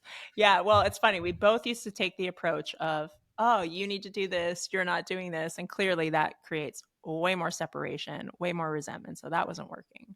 But when we Mm-hmm. decided to take that time and like, let's find our sovereignty, like, let's come back to our core essence outside of who we are in this codependent, high functioning relationship. Who are we? When we took all the pressure off of like, you need to change, and I'm going to make sure you change in the way that I think is right. And we just said, what do I want? Like, who am I? Where is my work?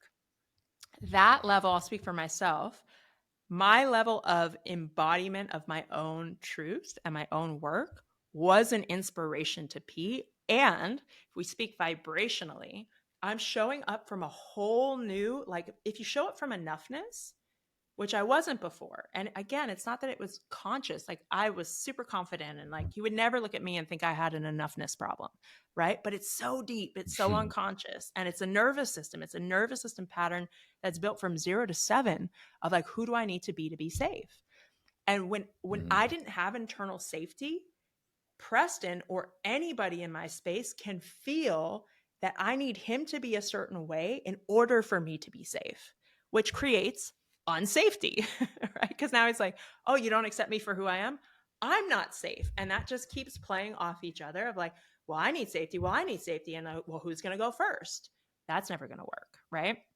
So because I find internal safety here and I continue to cultivate, who am I? Do I have myself? What's internal safety? Am I boundaried? Am I following what I desire? Am I connected to my essence? Am I living that truth and attuned to that truth? That's a different person who shows up in relationship. I no longer need Preston to show up any which way, left, right, center, up or down, because I'm good. I've got me. And not from a hyper independence of I don't need anyone, but like, I don't need you to change or contort yourself for me to feel safe, because I feel safe. Mm. And so you show up as who you are, and then I'll decide, does that work for me? Does that add to my sense of safety, or does it deplete from my sense of safety? If who you are inherently depletes from my sense of safety, I've got my own back so much that I'll leave. But if it Mm-hmm. doesn't and it adds to it and it's an invitation for more expression and expansion and love, I'm here for it.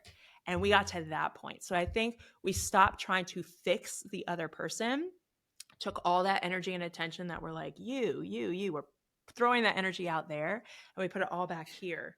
Ah, okay. Internal safety, sovereignty, regulation, wholeness. That's a different person that shows up in relationship. And it's inspiring. Like, I know there were certain times I would come back from my movement practice and you just feel different. Like, I've like cleaned the channel, right? I'm like fully clear. I'm like fully expressed. And I'd come back and that energy is just like palpable. And he'd be like, I don't know what you did in there, but yes, like whatever that is, yes. And it's like, you don't even have to say anything. And that's the thing. Like, I work with so many women, especially in my women's work with Awaken the Muse, that are in contentious patterns with their partners, married for years. Most of them have kids, and they're just in these repeated contentious patterns. And I just say, work on yourself. Just like act, like awaken this part of you. Like, just pour into Mm-hmm. yourself and just see. And they take all the pressure off and they put it all here. And sure enough, without doing much on the partner, the husband, everything changes, because the root, the source of everything changes. When that changes, it ripples out and impacts and affects everything. Everything has to change along with it. So, in doing my own self work and understanding a little bit about what you all do, um, a lot of it is based on frameworks, right? You find a framework that works for both partners in order to find that safe space within yourself. However, let's be honest, women a lot of times are very loyal to their emotions, their emotional state, which can negate whatever the framework was, which is a very masculine way of approaching, reconciliation. Yeah. So, and one thing Preston said that was profound for me. I've heard him say it before, but for some reason it just hit different during our interview. Was we had an agreement, you meaning you and him, you guys had an agreement that you would never break up at the bottom, Yeah. emotional bottom. You would always get back to the top and then decide whether or not you wanted to stay together, which I think is very, very cool. But it's a framework, it's a masculine framework. Yeah. And for women who listen to this and who agree with that, how do you override your emotions? Because I think men don't appreciate the depth to which women can feel those emotions and be informed Yeah. by those emotions, because they have saved you. Like you said, when you were in that car with the guy with the gun, Yeah. your body told you, do not stay in this situation. So if you're in a relationship where you're feeling the same thing, your body's like, do not stay in this situation. Yeah. And maybe it's because you haven't done the work to heal that part of your body, because it's reminding you of what you're used to Yeah. when you grew up, or whatever the reason is.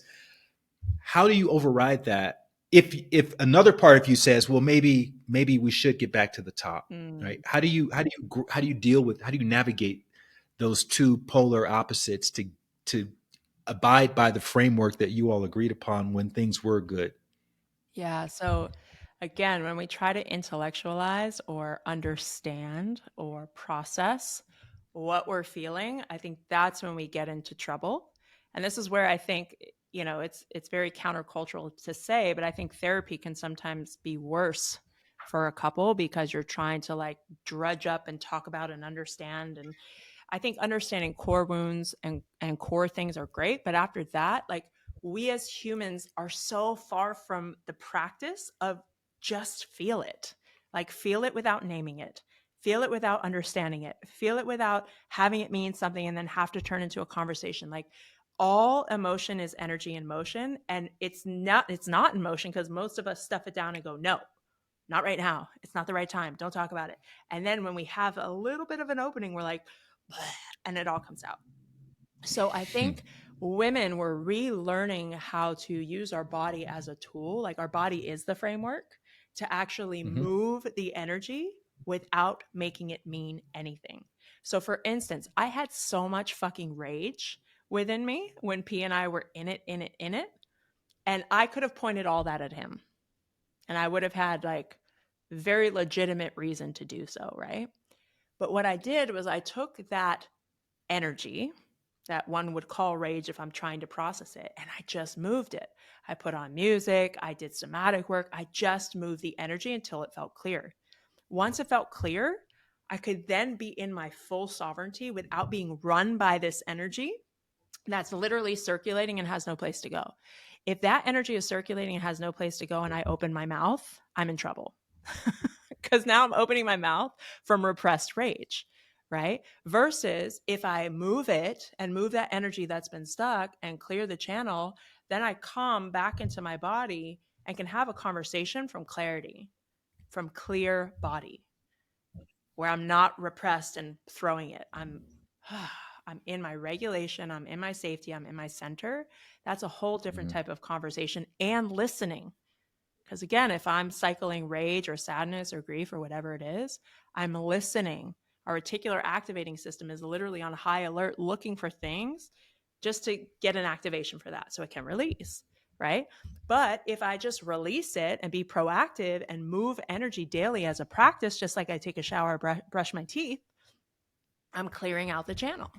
And again, most women were not taught, number one, we're not taught these things. Number two, we're not taught that movement and your body is a valuable way to source your power. We're taught you Hmm. can objectify your body and use it for power to manipulate, but we're not taught that the body is the oracle. The body is the source of all wisdom, all safety, all confidence, all trust, all truth. And yet we objectify that very thing that's our fucking superpower. We objectify it. Oh, how does my body need to look for you to love me? Oh, how do I need to stay young so you accept me? And we literally contort and use this thing that's our superpower as our kryptonite. And so we got to take our power back and get back into right relationship with it. So to me, it's you clear the channel. The framework is get back into the body, clear the channel, feel it without having to name it, without having to intellectualize it. Because when we do that, we get ourselves in trouble.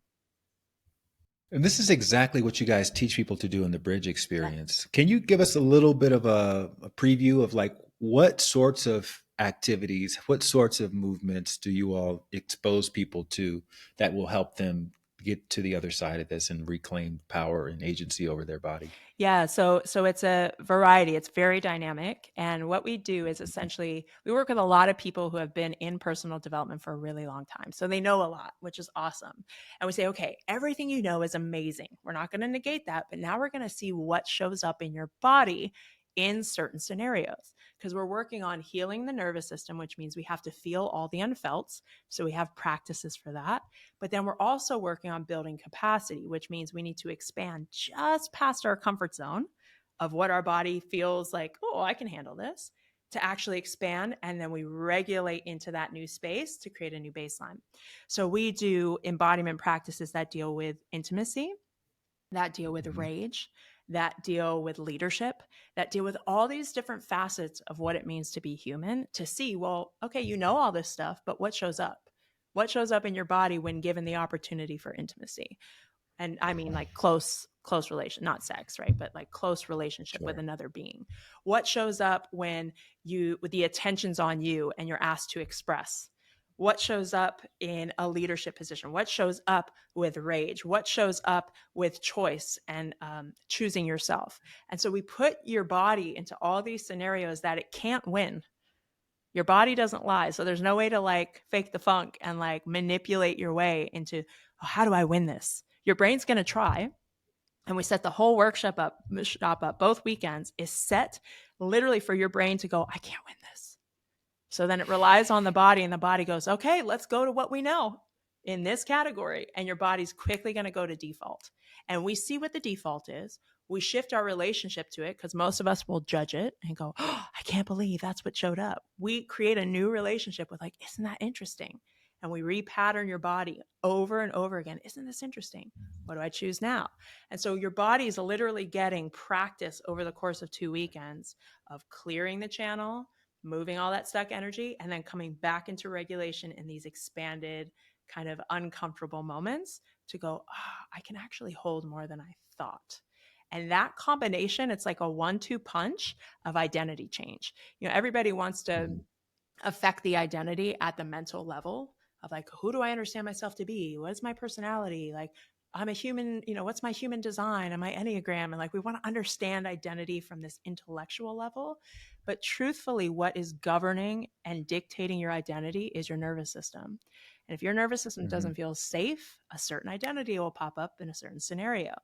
That's why some people are like, oh, at work, I crush, I'm so good at this and da da da. But then I come home in my relationship and I'm a different person and I can't hold my backbone. And, so we really try to find like, who is the sovereign being, the core essence of who you are underneath all these different roles you play.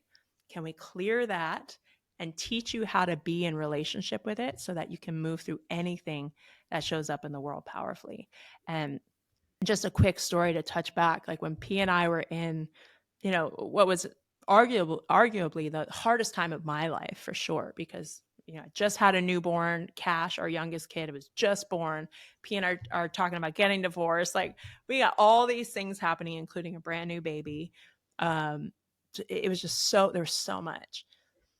I am so proud of how I walked that time. Like, I walked it with so much dignity, with so much grace, with so much self-care, because I had those tools. And all the mental tools that Preston and I have collected in our toolbox over the course of 2 decades, all those are awesome, but the mental tools will fail you when the body doesn't feel safe. And that's why we knew all the right things, but it wasn't working because we weren't in touch with our bodies. And the one tool that kept me like sane through all that was like having my body in regulation and safety and having myself in that space to hold me through my grief, through my rage, through everything. I was like, I can do this. And it just had me understand myself in such a deeper way of like, I finally got tested, like really tested on all the things that we've taught for years. And, it's like, you're like, oh yeah, I understand this stuff, but I got thrown in the fire. Like, well, let's see how well you know it. And it's like, okay, let's go. And it was really beautiful for me to be like, yep, now I double down on this work even more because like I've walked it in the deepest, darkest time of my life. And it like, I wouldn't be here without that. When Cash and the other kids are being interviewed on a podcast 30 years from now, and the host says, how did you experience your parents when you were growing up? What would you like for them to say? Well, I'd like for them to say a lot of awesome things, obviously, but I also hope they say a lot of true things, like I want to raise my kids to feel like they can speak freely and honestly and still be loved and embraced and accepted by me. Because I grew up very unintentionally from my parents, but I grew up of like, it's got to look a certain way, like, oh, like we're stepping into this person's house, make sure you act well and everything's on good behavior. And I want my kids to know that no matter how they show up, they are loved, they are accepted, they are seen, they are celebrated, not for what they do, but for who they are. And just being born makes them worthy of that. And so I hope whatever they say is a reflection of that and it's honest. And how do you think about success these days? I mean, you guys have all the money in the world and all these houses and all these experiences. And Yeah. what's your idea of success? Aliveness. Like I know a lot of people with a lot of money. And again, I've been fortunate over the course of my lifetime to meet some of the wealthiest people in the world and to see the ache that something's missing. Like, I think I got an early taste of like, is this all there is? And so to me, like success is someone that if you've got $0 in your bank account or a million or a billion, you're like, fuck, I'm alive. Like, yes, I'm alive to feel it, the good, the bad, the ugly, everything in between. Like that to me is like, that's when you get life. Like you win the game of life when you get that this is it. Like, this is it. This is the moment we've been praying for. I've worked my entire life for this moment. even if this moment is like the craziest, darkest tunnel I've ever walked through, like, you wanted this and you're here and you're alive to feel it. Like, how blessed are we that we have the contrast of like joy and pleasure and aliveness, which most of us don't actually stop to feel and appreciate. We're like, yeah, on to the next thing, like very consumeristic, like, give me more. It's not enough yet. Mhm. So most of us don't even stop to feel the joy that we're so hungry for. And then the pain, most of us don't feel the pain because we feel like we'll get lost in it. But to me, the pain is what humbles us. It's what reminds us that this is a gift. Life is a gift. And sometimes we take things for granted. And I think for me, that's the lesson with everything that happened with P and I is we were in so much pain that we were avoiding for so long, but to actually go, what if we were supposed to feel all of this? That pain was Mhm. our teacher. And that pain led us to Mhm. everything that we were missing the whole time. And so, aliveness. Beautiful. Awesome. Thank you so much. I So good. every now and again I'll have a conversation where I'm just reminded of why I started this podcast and how impactful it can be for myself personally as well as for the listeners. And this was one of those conversations. You were so generous in your share, and I just want to acknowledge you for all of the gifts that you have directly and indirectly brought into my life as well as into many, many, people's lives, probably millions of lives at this point. And I'm just grateful that you and I are friends, and and we could hop on and have this conversation, and hopefully we can do it again now Yeah. that you've been on. And I always like to start through the first conversation talking about the backstory, but I want to bring you back on and talk. I'm going to go deeper into like femininity and Do it. divine everything Yeah. and break all that down, Yeah. because you have such a rich perspective on these concepts, Yeah. and not just intellectual either. It's like you live this stuff. Yeah. And I think that it could be really helpful to tell stories related to it. And so thank you so much for agreeing to come on. Thank you for a really, really thoughtful interview. You asked some really powerful questions that I've never been asked before, and that's some big stuff. Being in the game for a long time, I'm asked a lot of the same questions. So thank you for being really thoughtful and intentional with it.